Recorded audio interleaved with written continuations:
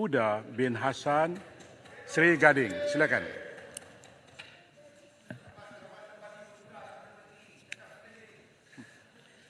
Assalamualaikum warahmatullahi wabarakatuh dan salam Malaysia Madani. Terima kasih kepada Tan Sri Speaker. Sri Gading minta Perdana Menteri menyatakan hasil mesyuarat persidangan kemuncak tergempar Pertubuhan Kerjasama Islam OIC di Arab Saudi mengenai jenayah dan pembasmian kaum genosid yang dilakukan oleh Israel terhadap rakyat Palestin. Dan apakah hasil yang memanfaatkan negara sepanjang lawatan ke persidangan mesyuarat ke-30 pemimpin-pemimpin ekonomi bagi kerjasama ekonomi Asia Pasifik APEC di Amerika Syarikat baru-baru ini.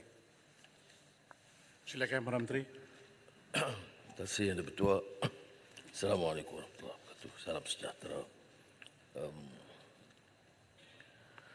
Saya mohon izin Yang Di-Pertua untuk memberi sedikit penjelasan tentang keperluan kita hadir dalam persidangan ini.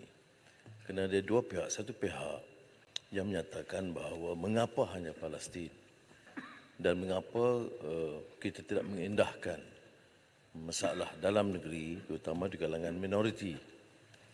Saya ingin menjawab menyatakan bahawa tidak ada minoriti kita yang dibunuh beramai-ramai. Tidak ada kemusnahan gereja atau kuil-kuil. Jadi sementara dia kurang setuju dengan langkah kita menyokong Palestin, saya tidak fikir wajar, munsabah dan waras untuk dia bangkitkan soal kebencian ini. Soal di satu pihak lain pula mempertikai kenyataan saya bahawa ini bukan saja isu agama Islam. Ini kerana penduduk Kristian juga terlibat. Dan walaupun kebanyakan masjid dirobohkan, 7 gereja dimusnahkan sama sekali di Gaza. Jadi saya sekali lagi tegaskan bahawa keperluan kita melihat isu ini, ya, sama ada orang Islam bawa sebagai dari segi Islam, orang Kristian bangkit, tapi juga isu kemanusiaan yang harus difahami dan harus mencuit perasaan kita dan mendorong supaya tindakan yang lebih berkesan diambil. Dan satu lagi, lawatan-lawatan ini sukar kita, tidak ada pilihan.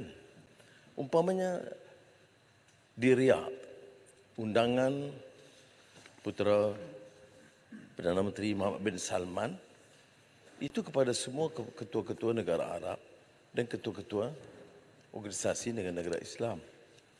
Semuanya hadir atau hampir. Jangan saya kata, kalau saya 2 dari Afrika tidak hadir.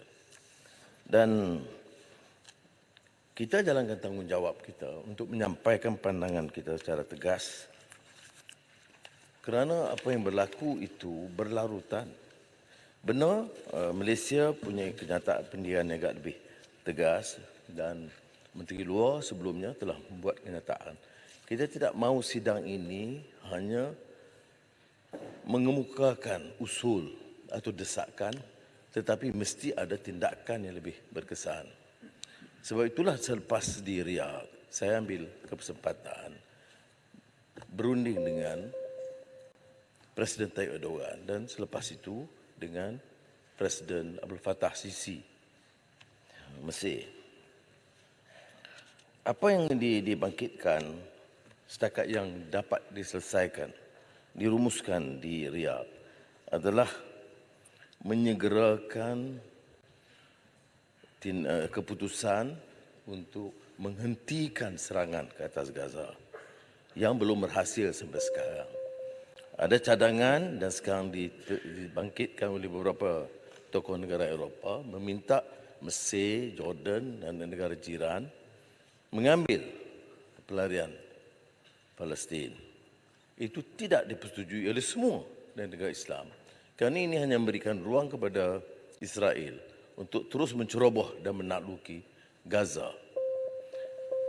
Yang dilakukan oleh Emirat Arab Bersatu adalah mengambil yang sakit parah, terutama bayi dan anak-anak kecil untuk rawatan di Abu Dhabi atau di Dubai. Selain dari itu, kerana ini melibatkan negara Arab jiran, maka kita bersetuju supaya negara jiran itu mengambil tindakan ke depan, ya, apa yang dinamai sebagai Arab Peace Initiative, inisiatif keamanan Arab. Keputusan yang berikutnya adalah untuk mendapatkan penyertaan 10 negara utama untuk memikirkan strategi, dan Menteri Luar dimasukkan dalam kegiatan itu, dan 5-6 orang daripada satu rantau, dan kita telah mengusulkan Indonesia sebagai negara yang juga terkesan dalam hal ini. Dan terakhir ialah serangan ke atas hospital milik Indonesia, dan Indonesia mengambil sikap yang keras membantah, dan kita turut mengeluarkan kenyataan membantah. Tapi seperti kita tahu, hal ini tidak memberikan kesan kerana kedegilan, keangkuhan, arrogance of power yang didukung oleh beberapa negara barat. Sebab itu dalam sidang APEC yang saya pun memberitahu bahawa saya terang memikir ketika itu sama ada hadir atau tidak. Tapi setelah mendapat makluman bahawa semua kepala negara Asia hadir, termasuk seluruh ASEAN dan China, Jepun dan Korea, saya memilih untuk hadir. Dan tentunya atas undangan Presiden Joe Biden, Amerika Syarikat. Dan sebagai tamu, tentu ada beberapa peraturan dekorum yang kita patuhi. Tetapi oleh kerana hal ini terlalu parah dan pembunuhan berterusan, termasuk wanita dan anak-anak kecil, bayi, maka saya tidak ada pilihan menggunakan setiap ruang. Sementara bicara soal ekonomi, saya juga bangkitkan soal penindasan berterusan. Dan walaupun tidak dalam perencanaan awal, dalam sidang akhir itu, walaupun sebelumnya saya sebut tentang mengapa kita diminta membantah tindakan Rusia dan meneluki wilayah yang dianggap milik Rusia di Ukraine, dan kemudian tidak bersama dalam membantah tindakan Israel. Memang tidak ada jawapan, maka sebab itulah dalam sidang akhir itu, dan kebetulan kedudukan kursi Malaysia itu berdepan betul-betul dengan Presiden Joe Biden, dan sebelah kanan saya itu Setiausaha Negara Blinken. Saya tidak ada pilihan dan menyuarakan dengan tegas bahawa ada permasalahan manakala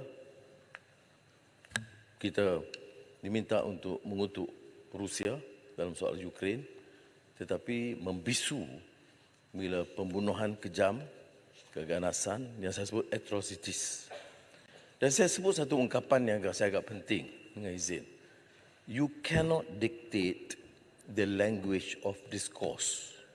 Maknanya, jangan lagi orang Barat menganggap ini sebagai hegemoni kolonial, menentukan dasar dan bentuk tindakan kita. Maka oleh kerana saya katakan dia tidak boleh memaksa kita untuk menentukan pendirian kita.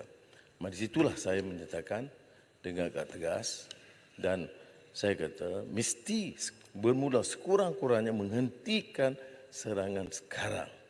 Saya kata and stop now. Kerana saya sebut satu hari tambahan bermakna masih ada anak-anak, wanita dan orang awam dijadikan mangsa korban. Jadi saya selepas mengeluarkan kenyataan itu, tentu di sini juga ada suara-suara kebimbangan, takut yang beri kesan kepada kedudukan ekonomi negara. Tentunya sebagai orang yang bertanggungjawab dalam negara dan pertumbuhan ekonomi, kita juga mengambil kira dan perhatian tentang masalah ini.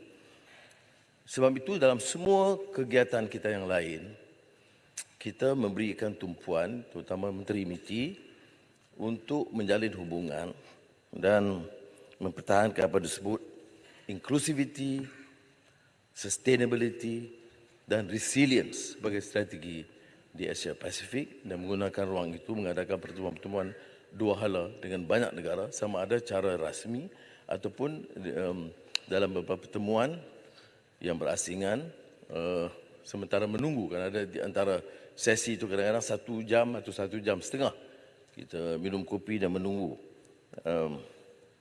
giliran untuk menyambung perbahasan.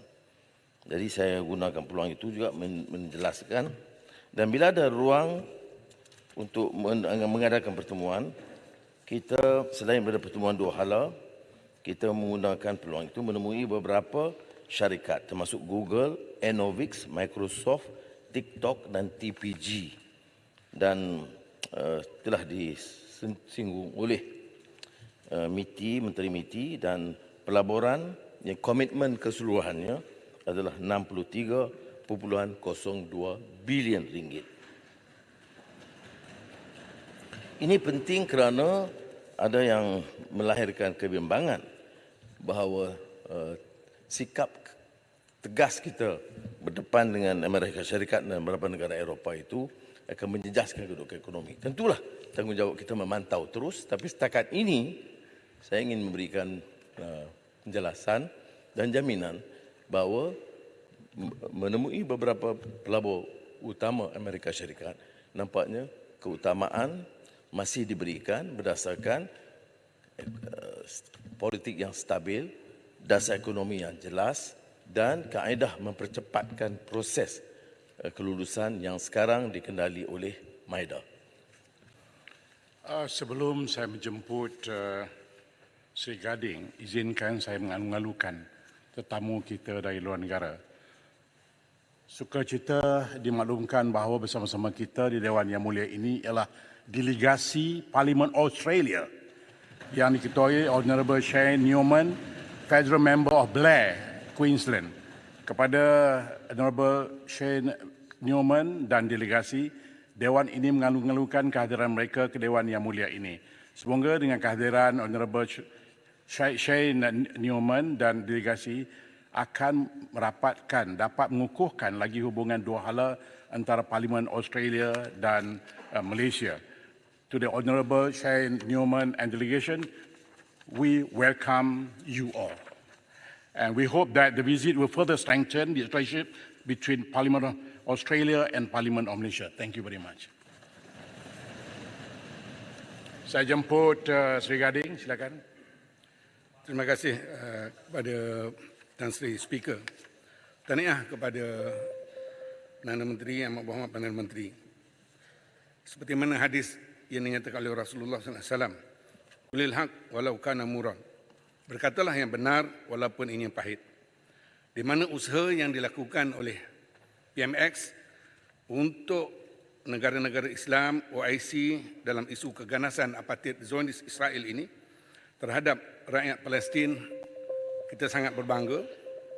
Begitu juga keberanian dan kesungguhan PMX menyatakan di hadapan Presiden US, walaupun pada suatu ketika dahulu pihak-pihak tertentu menyatakan bahawa Datuk Seri Anwar ini ejen Yahudi, ejen US, tapi depan mata kita pada hari ini jelas, alhamdulillah, keberanian yang ditunjukkan oleh PMX kita, Perdana Menteri Kerajaan Perpaduan, dengan tegas menyatakan bahawa ia perlu diambil tindakan.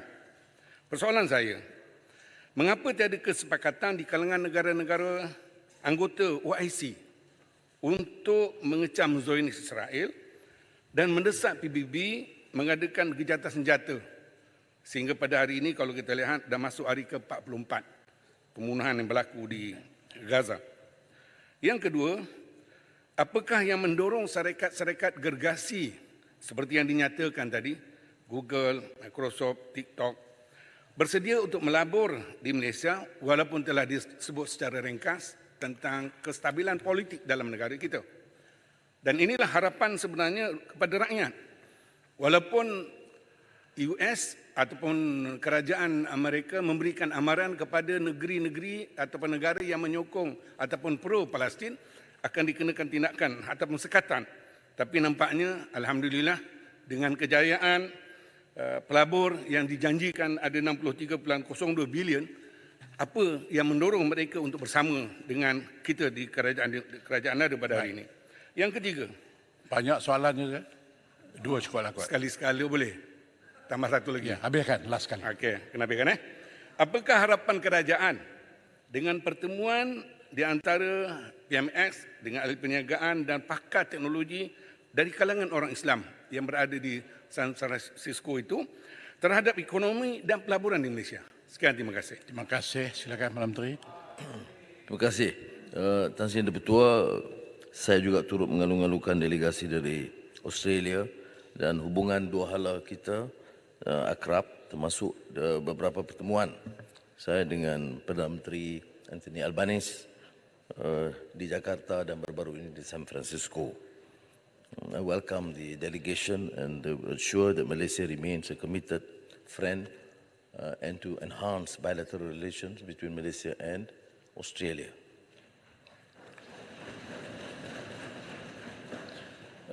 Mengenai OIC, walaupun ada teguran bahawa ramai yang memohon supaya ada tindakan lebih keras seperti itu, tapi saya ingin beri jaminan bahawa setakat yang kita dapat maklumat sama ada dalam pertemuan empat mata atau pertemuan tertutup dengan mereka, ada usaha-usaha yang mereka lakukan walaupun tidak semuanya boleh diumumkan. Tetapi sikap mereka menentang keganasan dan penaklukan ini jelas. Dan saya sebut, seperti mana juga saya sebut di depan Presiden Joe Biden, ini soal kemanusiaan. Kita tidak boleh bicara soal demokrasi, hak asasi, kemanusiaan bagi Ukraine, tetapi tidak hak asasi dan kemanusiaan bagi Gaza atau Palestin. Dan ini yang menimbulkan banyak masalah. Bukan saja di kalangan orang Islam, tapi sekarang ini merata-rata di hampir keseluruhan dengan kota-kota di dunia, termasuk di Australia. Orang menyuarakan mengapa ada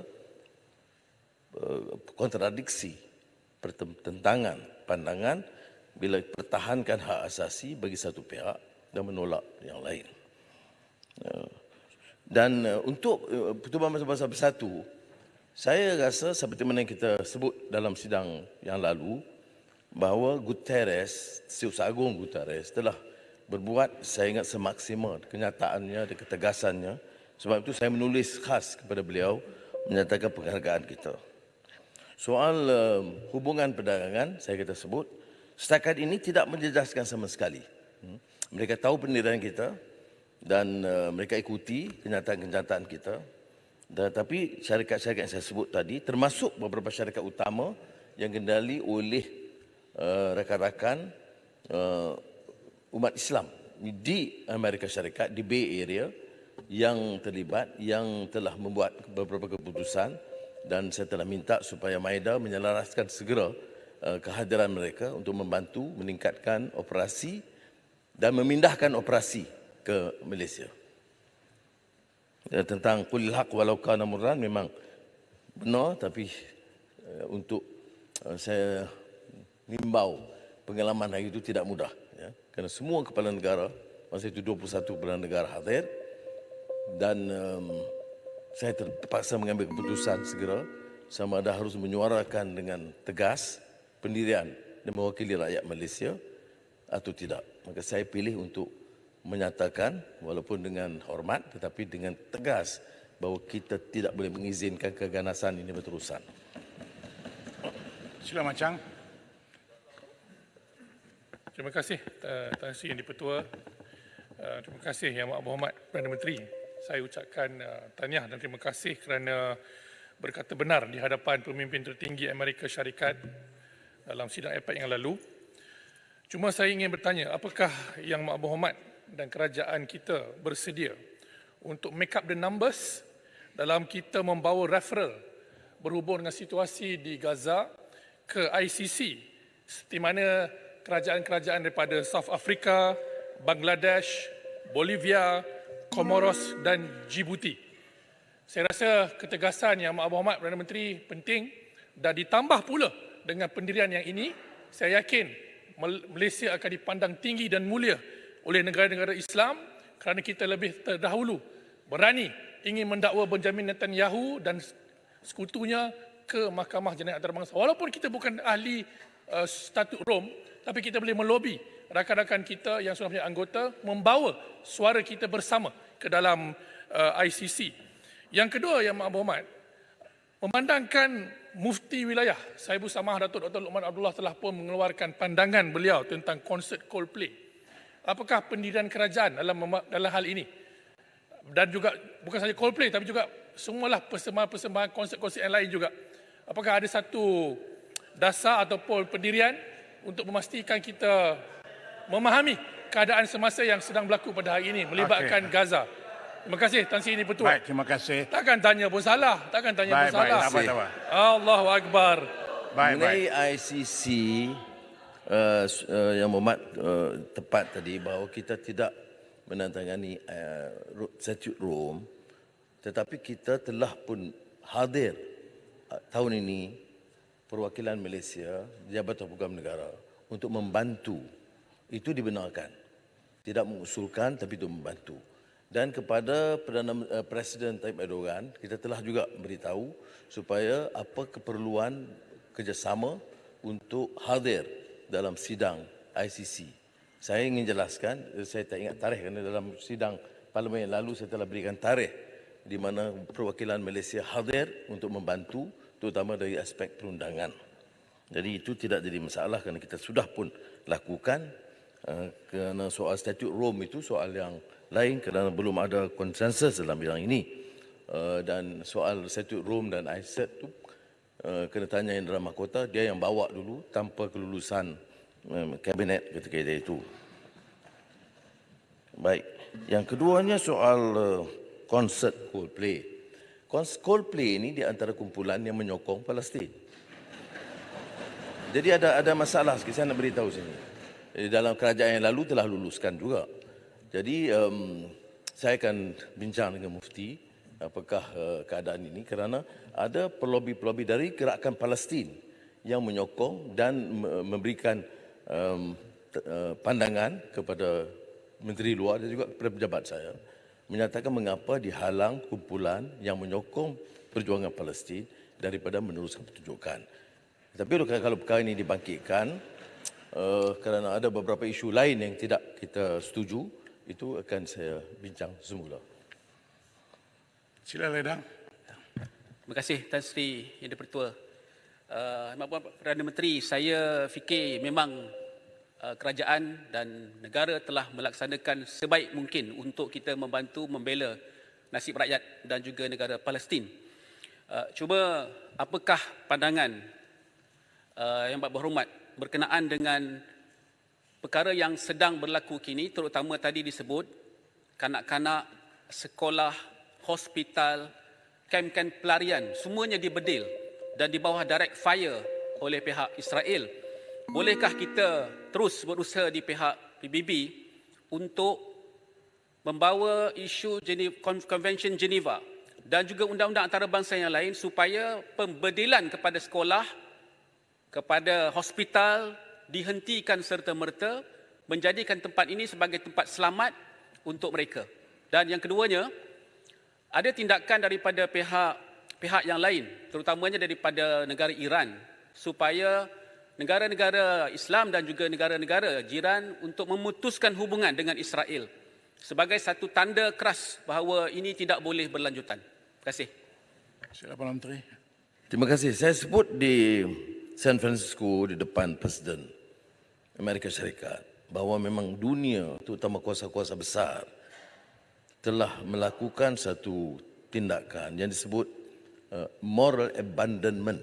Ya. Seolah-olah kita tidak langsung ada bertanggungjawab moral mengizinkan pembunuhan berterusan.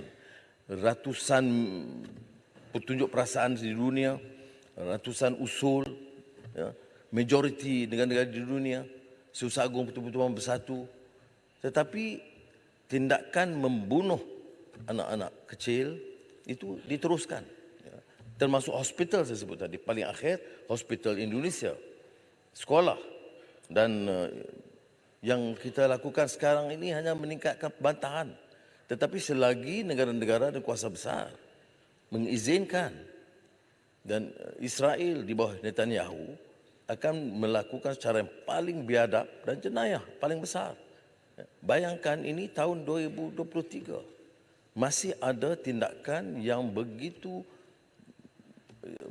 biadab, ganas dan tidak ada langsung pertimbangan kemanusiaan. Sehingga beberapa negara yang dulunya agak tidak tegas sekarang mengambil keputusan yang lebih positif. Belgium, Spanyol, dan saya bercakap sendiri dengan Chile, dengan Meksiko. Itu semua memberi pandangan yang lebih positif. Sebab itu kadang-kadang dalam kenyataan dan naratif saya selaku Perdana Menteri tidak hanya meletakkan dalam petak Islam sahaja, saya perluaskan, ya, kerana cadangan saya daripada awal kepada OIC, khususnya kepada putera Muhammad bin Salman, dia jawab kerana dia nak bagi keutamaan mulanya dulu dengan negara Islam. Saya kata patut dalam persidangan ini, selain negara Arab dan negara Islam, kita bawa negara-negara yang bersama, termasuk negara China, Sepanyol, Brazil, yang bersama dalam menolak jenayah perang ini. Ya. Dan kita kadang-kadang elak untuk menyentuh hal-hal yang lain, hanya untuk dalam tindakan segera sekarang ini menghentikan.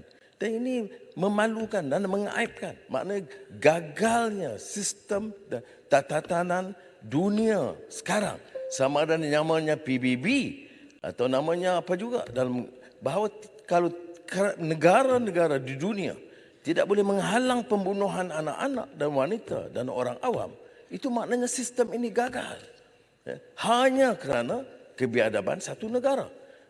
Dia boleh memihak kepada mana-mana. Dia boleh menyokong mana-mana negara. Dia boleh tidak setuju dengan mana-mana pertubuhan. Tetapi dia tidak boleh diizinkan untuk meneruskan jenayah, ethnic cleansing, jenayah ke atas anak-anak, wanita dan orang awam. Mana ada dalam sejarah baru ini hospital dibedil, sekolah dibedil, masjid dan gereja dibedil, dan suara-suara yang mendukung Israel itu masih lagi berdiam. Dan ini menyebabkan mereka lebih angkuh dalam meneruskan usaha mereka. Walaupun dalam perbincangan kita dua hala, Sejumlah negara dan beberapa negara yang lain, Jepun, ya, Australia, mereka menyatakan bahawa mereka tidak bersetuju tindakan ini.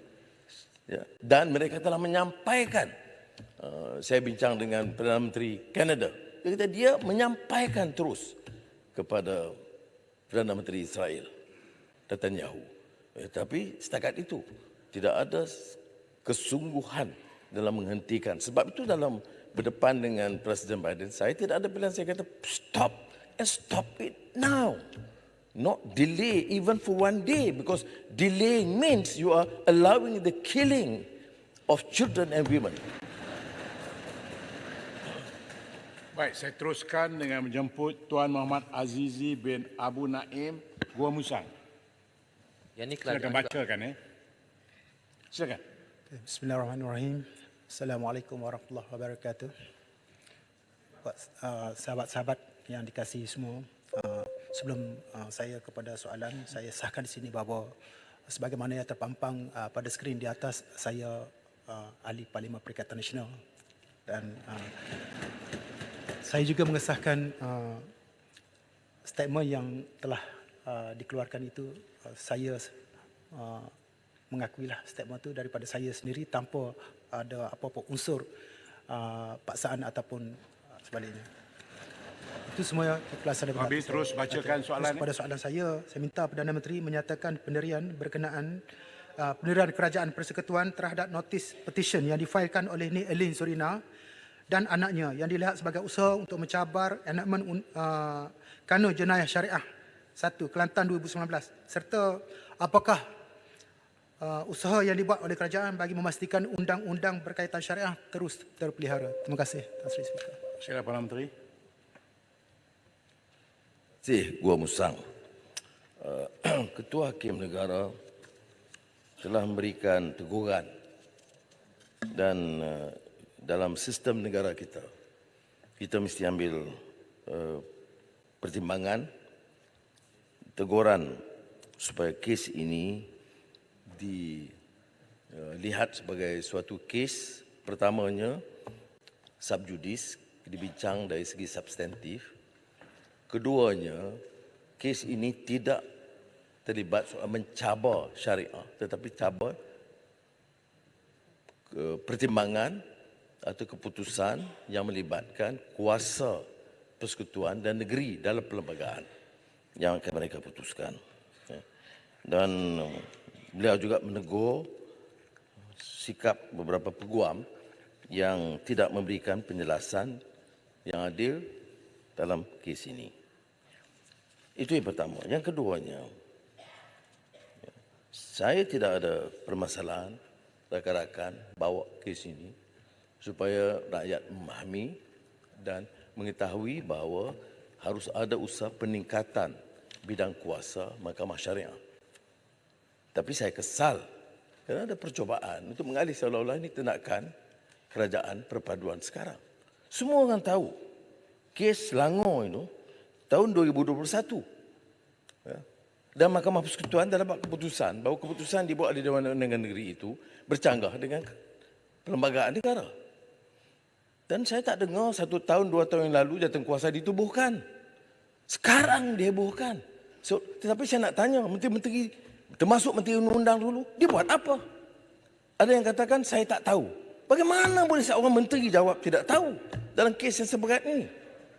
Ya, saya tegaskan ini, Tan Sri Ketua, kerana ada percubaan cuba nak laga-lagakan seolah-olah kita menentang. Di mana yang kita tentang? Kes ini kes yang diputuskan oleh Dewan Undangan Negeri Kelantan, dicabar oleh Nik Alina yang mengatakan bertentangan dengan persekutuan. Maknanya Dewan Undangan Negeri tidak boleh berkeputusan, Parlimen tidak boleh berkeputusan, Perdana Menteri tidak boleh berkeputusan, bawa ke mahkamah. Dan sekarang ke Mahkamah Persekutuan. Bila dibawa ke Mahkamah Persekutuan? 25 Mei tahun lalu. Siapa yang perintah 25 Mei tahun lalu? Siapa Perdana Menteri? Siapa Menteri Undang-Undang? Ya, dan sekarang ini semua dibebankan kepada kita. Doa berjela-jela. Hamun bukan main bagi menakutkan orang. Doa kepada siapa? Tak boleh doa kepada menteri yang bangsa itu. Pasal apa masa kamu menteri pun tak jalankan tugas? Itu 25 Mei. Baik. Kemudian Mahkamah Persekutuan memberikan kebenaran untuk memulakan prosiding. Bila? 30 September 2022. Siapa Menteri Undang-Undang pada masa itu? Mana menteri-menteri pada masa itu? Tak tahu. Mana mungkin seorang menteri dalam kabinet dalam kes seberat yang menentang syariah Islam, dia tak tahu. Alasan mudah saja. Kalau kita salah, kita tak tahu. Tapi ya, kita bersamalah. Saya tak ada masalah sebenarnya hal ini. Kerana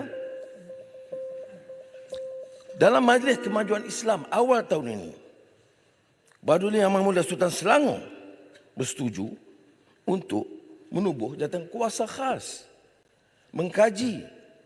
Kita tak boleh dalam perlembagaan negara kita yang disetujui daripada merdeka sampai sekarang memberikan ruang kepada semua negeri buat undang-undang sendiri dan melibatkan kes jenayah.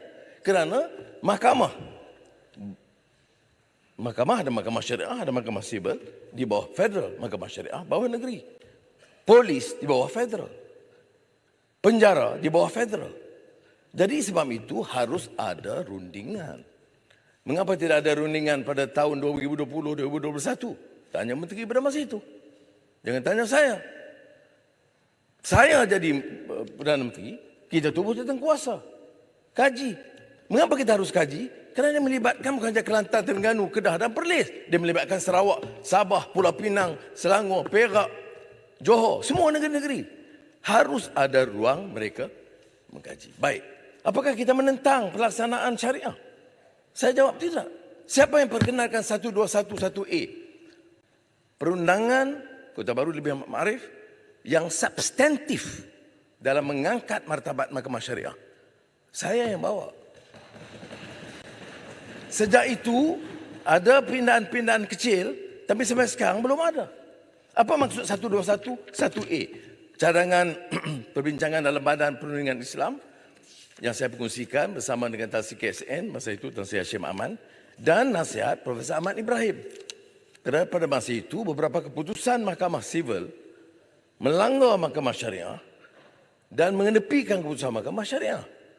Jadi kepada orang-orang kalangan bukan Islam saya sebut, kalau kita nak martabatkan Mahkamah Syariah, tidak memaksa orang bukan Islam, tapi tidak menusabah bagi orang bukan Islam, umpamanya, menggunakan Mahkamah Sivil, mengenepikan keputusan Mahkamah Syariah. Maka jalan keluarnya 121 1A dalam kurungan. Maknanya memberi kuasa Mahkamah Syariah, tetapi tidak memberi kuasa kepada Mahkamah Syariah untuk memutuskan ke atas orang bukan Islam. Itu yang kita sepakati pada masa itu. Sekarang ada lagi pandangan mengatakan bahawa bentuk keputusan kuasa Mahkamah Syariah itu harus ditingkatkan. Iyalah, bawa dalam perundingan. Jangan ini keputusan masing-masing negeri. Itu terserah kepada Mahkamah Persekutuan kalau dianggap teratur atau tidak. Tetapi jangan disinggung. Kerana saya ambil alih bulan November tahun lalu, baru setahun. Kes ini sejak 2021 dan 2022. Tidak ada jalan kuasa. Jadi, tak usahlah dipolitikkan. Ya. Dan jangan kita cemarkan. Perlembagaan kita bersumpah, pertahankan perlembagaan. Nak pindah, ada peraturan dan proses dan prosedurnya. Sementara kita semua akui, termasuk saya di sini. Dan saya akan terang dalam Menteri hari Jumaat ini, bahawa kita akan, malah ini sudah pun diputuskan, yang MKI yang dipengusikan oleh Tuanku Sultan Selangor dan dipersembahkan di Sidang Mahkamah Raja-Raja Melayu baru-baru ini. Kerana setiap pindaan yang berhormat yang menyentuh soal 153 Melayu, hak keseluruhan Melayu, itu perkara 38(5) dalam kurungan. Kalau yang menyentuh umpamanya kuasa raja dari segi Islam, itu 38(2)B, itu kuasa raja, atau 38(6)C. Maknanya setelah jatuh kuasa ini tubuh, jatuh kuasa ini tubuh pun kita maklum kepada Malay Raja-Raja. Kemudian apa-apa cadangan daripada jatuh kuasa mesti dimaklum terlebih dahulu kepada Malay Raja-Raja. Dan ini dalam proses kita lakukan yang tidak dilakukan sebelumnya. Tetapi dalam ucapan termasuk di parlimen, siapa yang mencabar syariah, bahawa kerajaan kalau gagal kita ambil alih. Mimpilah kau nak ambil alih kerajaan sekarang ni. Kerajaan sekarang sangat kuat, 2/3. Baik, kalau orang tanya dah kuat 1/2/3, mengapa tak buat? Ini yang kita lakukan. Jadi jangan, saya fikir, gunakan ruang mengatakan tidak ada. Dan tidak munasabah untuk kita panaskan suhu politik dan kebencian. Dia tanya orang di bawah, kalau tengok dalam sosial media, ini maknanya Perdana Menteri Madani tidak peduli syariah Islam. Dia tubuh. Jadi saya harap perkara ini, ya, jatuh kuasanya adalah soalan kedua kan. Biar Menteri Agama perincikan siapa jatuh kuasanya, bekas hakim atau ketua hakim. Sudah pun dibentuk jatuh kuasa. Kerana tubuh jatuh kuasa pun kena maklum kepada Tuanku Sultan Selangor dan Malay Raja-Raja. Kerana hal-hal yang menyentuh soal agama ini Raja-Raja tegas. Sebab tu dalam 153 juga yang dibangkitkan soal 3R, walaupun banyak dibantah, patutnya bantah pada Malay Raja-Raja. Malay Raja-Raja yang kemukakan ini, dan saya hanya dalam hal yang menyinggung kuasa Malay Raja-Raja, kita terpaksa rujuk kepada mereka. Jadi saya harap, walaupun saya tidak mau merujuk yang substantif kerana seperti mana yang ditegur oleh Ketua Hakim Negara soal subjudis, saya menyatakan Kelantan telah ambil inisiatif. Betul. Inisiatif itu mengikut setengah pandangan bertentangan dengan Perlembagaan Persekutuan. Contohnya, keputusan Mahkamah Persekutuan dalam kes Selangor 2021. Apakah Mahkamah Persekutuan menentang syariah? Tidak. Mahkamah Persekutuan hanya menjelaskan tentang bidang kuasa persekutuan bidang kekuasaan negeri dan jadual bersama. Jadi biar Mahkamah Persekutuan putuskan. Tapi apapun keputusan Mahkamah Persekutuan, tanggungjawab kerajaan yang telah kita umumkan ialah menubuhkan tangguhkuasa untuk meneliti aspek-aspek meningkatkan bidang kuasa syariah yang tentunya tidak mahu menyinggung atau menyentuh atau memaksa golongan bukan Islam. Jadi ada kaedah-kaedah yang harus dibincangkan kerana ada negeri-negeri di Malaysia yang agak keras kurang bersetuju kalau kita melanggar prinsip yang saya sebutkan itu. Walau bagaimanapun, sebagai keputusan, saya tegaskan, kita telah bersetuju menubuh tangguhkuasa yang diperkenan oleh Majlis Raja-Raja untuk mengangkat martabat dan menambah kuasa Mahkamah Syariah yang ada. Baik, saya jemput Gua Musang. Okey. Terima kasih Yang Amat Berhormat Perdana Menteri atas jawapan. Terima kasih juga kepada semua barisan pasukan keselamatan dan rakyat Malaysia kerana tiada sebarang provokasi sepanjang himpunan Selamatkan Syariah di perkarangan Istana Kehakiman kemarin. Jadi ini sesungguhnya melambangkan bahawa kesabaran kita semua yang meletakkan kesabaran dalam kita menentang sebarang unsur yang boleh mencabarkan kedaulatan agama Islam. Isu dalam enactment Kanun Jenayah Syariah 1 Kelantan 2019, walaupun ada pihak yang membuat tanggapan bahawa isu ini bukan bertujuan untuk memburukkan agama Islam ataupun melemahkan kedudukan Mahkamah Syariah, tetapi apapun asas dan alasannya, isu ini sebenarnya telah mencabar umat Islam kita, umat Islam di seluruh Malaysia.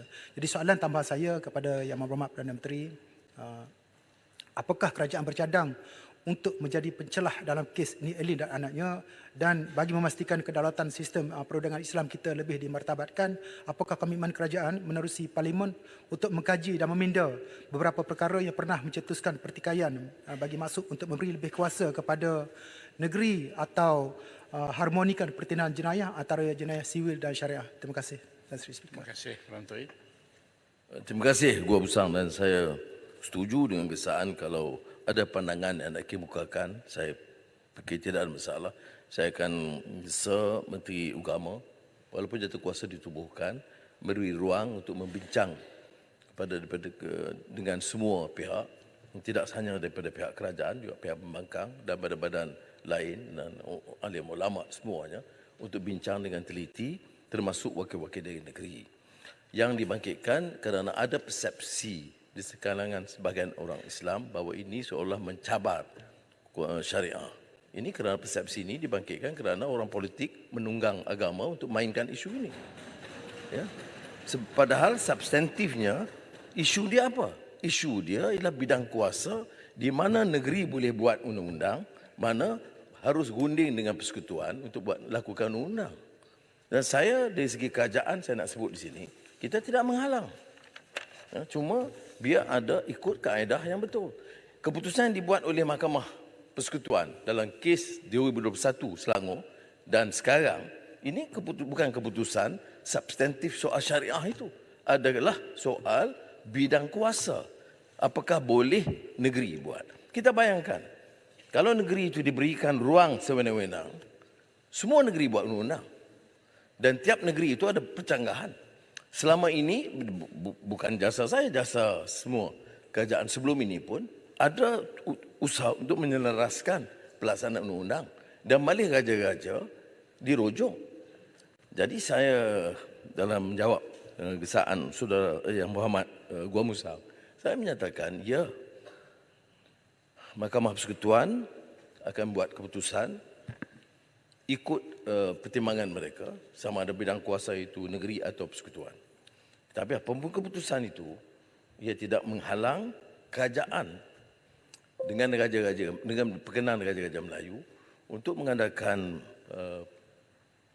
penelitian dan membincang dengan semua, bukan saja mufti dan pihak kerajaan dan juga semua pihak, untuk memberikan pandangan mereka supaya ada peraturan yang boleh dilaksanakan dengan maksud meningkatkan bidang kuasa Mahkamah Syariah yang ada sekarang.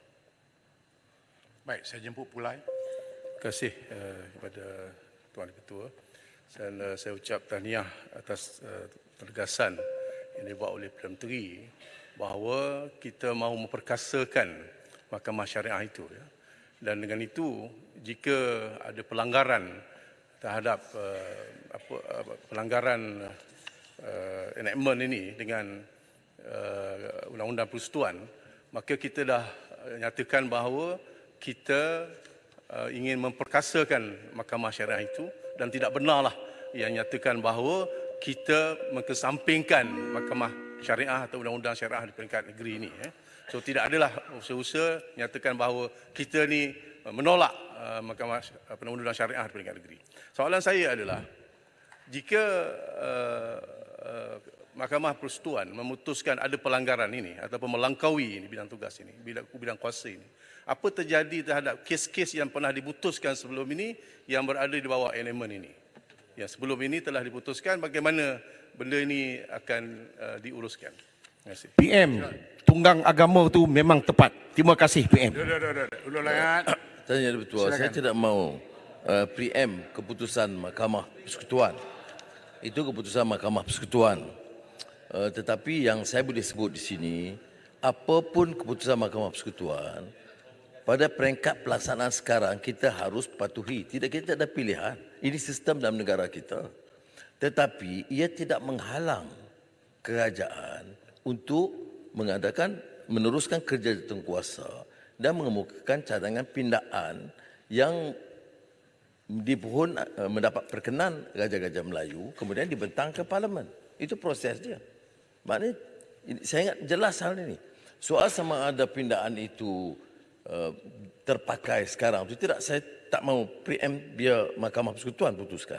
Yang penting bagi kita di sini ialah mengadakan jawatankuasa, bincang secara teliti dengan semua pihak dan mengkaji semua memo yang dikemukakan. Jika diperkenan oleh raja-raja, dan saya tidak fikir raja-raja dari segi perjumpaan Majlis Raja-Raja Melayu yang terakhir, semuanya berminat untuk bersetuju perkenan untuk adakan jawatankuasa untuk meningkat bidang kuasa Mahkamah Syariah ke atas umat Islam. Ya, dan tidak mahu ia menimbulkan kesan kepada bukan Islam. Itu keputusan. Dan mereka juga setuju penubuhan jawatankuasa dan terserah kepada kita untuk meneruskan dan sekiranya diperkenan dibawa ke mesyuarat sidang parlimen untuk membuat keputusan tamat kerana ia memerlukan kelulusan 2/3. Ketua Baru, silakan. Terima kasih Yang Berhormat Tan Sri Yang Di-Pertua. Terima kasih Yang Berhormat Perdana Menteri beberapa kali sebut nama saya. Sebelum saya mengungkapkan soalan tambahan, saya nak highlightkan sikit beberapa fakta. Terima kasih kerana kita berbincang secara intelektual dan juga profesional. Kes Nik Eileen difailkan 25 hari bulan 5 tahun 2022. Saya dah tak jadi Menteri Undang-Undang pada masa itu. Yang pertama. Yang keduanya, lift atau kebenaran daripada Federal Court telah diberikan oleh Justice Vernon Ong pada 30 hari bulan 9 tahun 2022, difailkan oleh Nik Eileen pada 7 hari bulan 10 tahun 2022, manakala petition yang dimasukkan untuk memohon deklarasi daripada mahkamah telah dimasukkan pada 13 hari bulan 10 tahun 2022, yang mana pada masa itu Parlimen ke-14 telah dibubarkan. Tidak ada kerajaan. Itu saya membetulkan fakta. Tuan Yang Berhormat Tuan Di-Pertua, saya walaupun Yang Berhormat Perdana Menteri telah menjelaskan bahawa jawatankuasa khas telah ditubuhkan sebagaimana cadangan ataupun titah sebenarnya daripada Kebawah Duli Imam Mulia Sultan Selangor supaya jawatankuasa khas kajian tentang kompetensi DUN untuk menggubal undang-undang Islam dan juga enactment negeri ditubuhkan. Saya merujuk kepada satu laporan akhbar pada 28 Ogos tahun 2023 di mana Sultan Selangor semasa mempengurusikan mesyuarat MKI di Shah Alam yang dihadiri oleh Yang Berhormat Perdana Menteri dan juga saya tak pasti Menteri Agama, menyarankan supaya ditubuhkan jawatankuasa khas. 28 Ogos 2023. Yang mana jawatankuasa ini haruslah mengikut titah Sultan Selangor dianggotai oleh pakar perlembagaan, pakar undang-undang sivil dan syariah, ahli-ahli akademik dan juga pengamal undang-undang yang berkemahiran dan berpengalaman luas dalam kedua-dua sivil dan syariah. Jadi soalan saya, bilakah jawatankuasa ini ditubuhkan? Dan kalau sudah ditubuhkan, siapa pengurusinya dan siapa ahlinya? Soalan saya ini ada kaitan dengan satu kenyataan akhbar. Kenyataan media oleh Majlis Agama Islam Selangor yang bertarikh 17 November 2023, 4 hari yang lepas, yang menyatakan bahawa MAIS menggesa Kerajaan Persekutuan menyegerakan penubuhan jawatankuasa khas di peringkat persekutuan untuk membuat kajian kompetensi Dewan Undangan Negeri dan juga mencadangkan pindaan perlembagaan persekutuan dan Akta 355. 4 hari yang lepas, MAIS telah membuat kenyataan menggesa Kerajaan Persekutuan menyegerakan penubuhan jawatankuasa ini. So, siapa yang betul, siapa yang tak betul? Kerajaan Persekutuan tak betul ke, tak betul ke? MAIS betul ke, tak betul? Kita nak dapat penjelasan. Adakah jawatankuasa ini telah ditubuhkan? Kalau ditubuhkan, boleh beritahu kepada Dewan ini siapa pengurusinya, siapa ahli-ahlinya. Dan sehubungan dengan soalan daripada Guru Musang tadi juga, saya bersetuju. Adakah Kerajaan Persekutuan masih lagi berminat untuk mencadangkan pencelahan, intervene dalam kes ini, kerana sepanjang prosiding yang diadakan di Mahkamah Persekutuan tidak ada wakil kerajaan, khususnya daripada AGC, daripada Attorney General Chambers ataupun Jabatan Pengumuman Negara. Adakah kerajaan berhasrat untuk melakukan pencelahan? Masih boleh lagi dalam peringkat ini kalau ikut prosedur mahkamah. Terima kasih, Tan Sri. Silakan, Perdana Menteri. Terima kasih. Saya ada nota bila saya sebut Menteri tahun 2001, 2022 saya sebut Menteri Undang-Undang. Tapi tak apalah, tapi bagi fakta dia. Kes ini 2021. 2021. Ingat, 2021 Selangor kes yang sama. 2022 kes Kelantan. 2021 Selangor. Ya. Tidak ada tindakan selepas itu. Kita terimalah kenyataan dia. Tak ada tindakan. Baik. 2022, ya, petition boleh di-file. Itu dimaklum. Maknanya 25 Mei 2022. Tak ada tindakan. Ya, oleh kerajaan ketika itu. Bila Mahkamah Persekutuan beri kebenaran? Bila? 30 September 2022. Betul, tindakan kemudian kes ini disambung 20 bulan 11. Ya, dan kita ambil tindakan. Itu beda dia. Ya. Yang kita yang dianggap kurang Islamik ini ambil tindakan lebih tegas soal syariah daripada yang Islam keras ni. Yang melaungkan lepas dah kalah. Bila masa menang dalam kerajaan terlupa dalam hal ini. Tapi tak apa. Dibangkitkan soalan yang kedua tentang MKI. Sultan Kebahan Mulia Mulia Sultan Selangor mengumumkan 28 Ogos. Itu cadangan MKI. Cadangan saya dan Sultan Selangor. Bila dia putuskan? Kena rujuk Malik Raja-Raja. Malik Raja-Raja bersidang 2 minggu yang lalu. Untuk meluluskan Yang Berhormat. Jadi kita cadangan yang Selangor lakukan, MKI cadang itu dirujuk untuk pengesahan Malih Raja-Raja yang bersidang 2 minggu yang lalu. Yang juga melantik kepada Beliau Mulia Yang Tuan Agong selepas itu. Ya.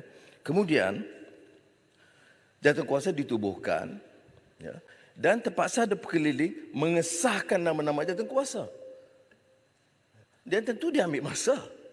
Mungkin saya tak tahu sama Majlis Agama Islam Selangor dimaklumkan atau tidak. Tapi jawatankuasa sudah pun dilantik, diperkenan dan akan diumumkan oleh Menteri Agama dalam menjawab soalan kedua sebentar lagi. Jadi saya ingat yang penting sekarang ni apa? Bukan nak score political point.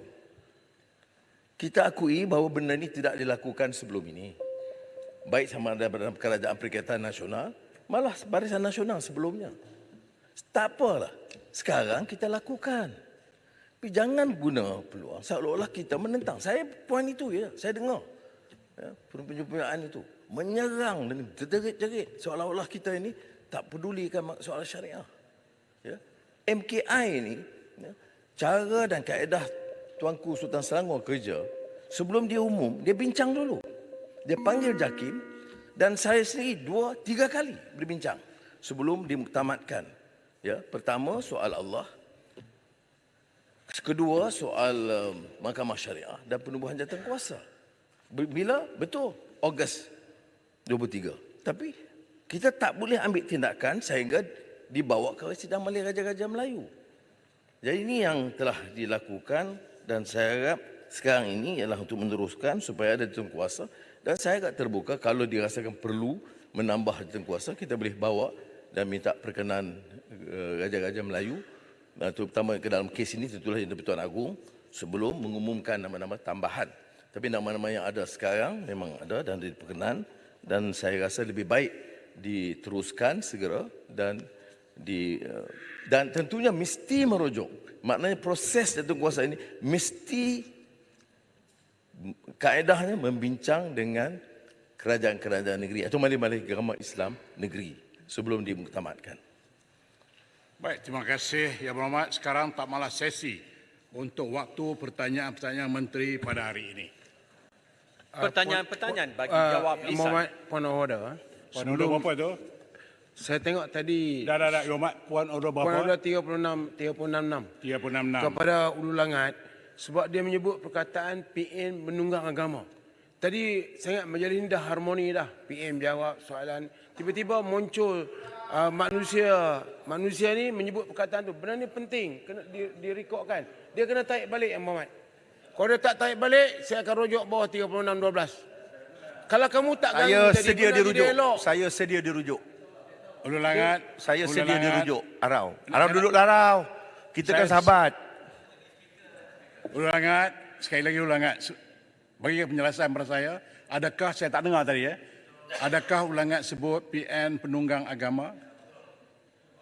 Sudah, Jok Sawat jawab soalan itu tadi. Saya nak ucapkan jutaan terima No. kasih kerana kenyataan PM tu benar. Ulangan, Kan saya kata ulangan. tadi PM. Ulangan. Penunggang agama benar, tepat saya kata. Soalan saya- Ditujukan di sebelah sana. Itu jawapan saya Tuan Speaker. Terima kasih. No, saya tanya Ulu Langat sekarang. Ulu Langat, dengar dulu soalan saya. Dengar dulu. Ya. Jangan jawab lagi.